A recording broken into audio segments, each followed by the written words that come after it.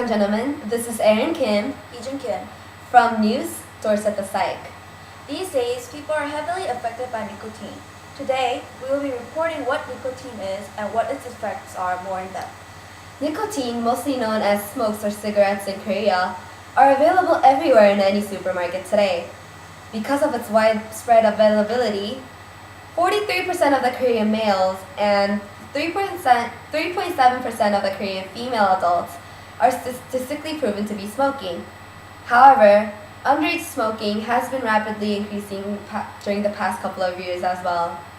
Let's take a look at what psychological and physiological effects nicotine has in real life. After I started smoking, my breathing got a lot faster and I have a lot more headaches.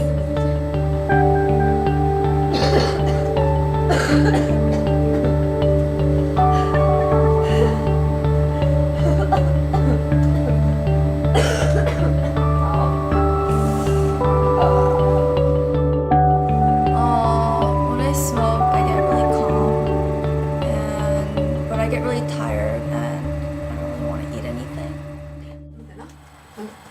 What is this? You called us a report? Do this again. I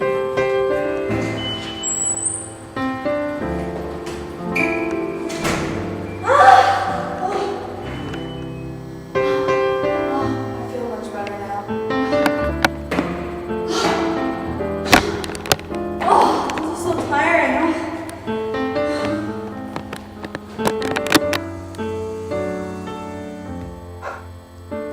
Are you not eating? Nah, I'm not really hungry. Why is lunch to eat?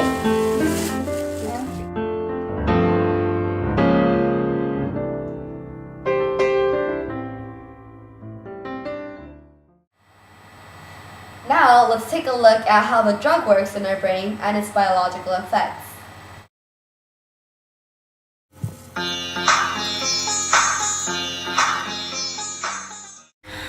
As most of all will notice, each neurotransmitter has its own specific receptors. In this case, nicotine stimulates dopamine, in other words stimulates the brain's pleasure, and influences the acetylcholine neurotransmitter, which is responsible for delivering signals from the brain to the muscle and controls the basic functions like energy, heart beating, and breathing. During transmission, the neurons are at rest inside the cell at negative 70 microvolts. On the outside of the cell, it is positive. Then, it receives a message and goes through the depolarization stage, where the sodium comes in and travels down the axon, as leading the edge of the action potential at 30. Once the message leaves and needs to be negative again, it goes through the repolarization process where the action potential goes past negative 70. Lastly, it goes to hyperpolarization, also called the refractory period, where everything goes back to normal. Once nicotine is absorbed to the body and sent to the brain, it reduces the acetylcholine and mimics it so that it will fit well and act like the original neurotransmitter. Thus, nicotine is an agonist. Unlike how the neurons release a small amount of acetylcholine in a regulated manner, nicotine does not. Therefore, this causes the negative effects. First of all, nicotine increases the basal metabolic rate in humans' bodies, which helps the people to lose weight. Models are known to smoke purposely for such a reason. Nicotine also increases blood pressure and heart rate when people consume it. Similar to the effects of cocaine, nicotine also stimulates the central nervous system by enhancing the activity of organs or neurotransmitters. Lastly, a smoker's arteries are constricted and predisposed to clogging, which eventually leads to the blockade in their arteries.